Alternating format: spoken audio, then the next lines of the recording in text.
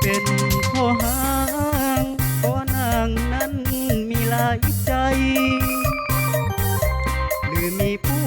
ใดมาแบ่งหัวใจน้องนางความคิดแตกต่างลงคานเจ้าเลยจะลาลืมลูกผัวที่เคยอยู่มาที่ป้านาเขาบ่เห็นใจเขาดีสำใดพาลูกกลายเป็นกำพร้าพ่อจนแม่ของเขานาเขาบ่อยากเอาไปเป็นลูกเคยผู้ห่างตั้งมีเป็นเศรษฐีเขามีเงินทองบ่อยากเห็นเจ้าเป็นสองไปเป็นเมียห้องของคนมีเงินเขาดีบ่อนใดเจ้าจึงบ่ฮู้จักพอคนที่เคยลูกว่าพ่อคนที่เคยขอให้ไปแต่งงานเจ้าคือบ่ฮู้ว่าลูกผัวแสนทรมาน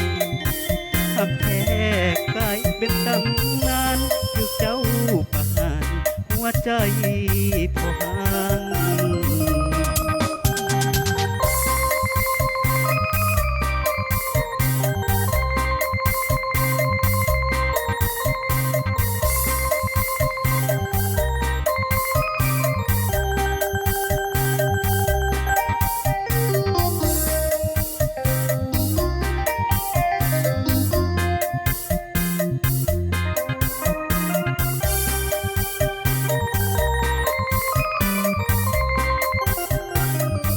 เขาดี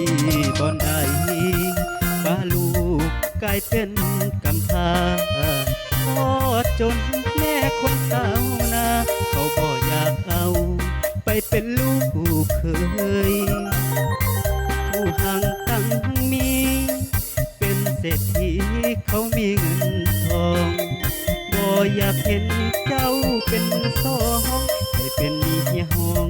ของคนมี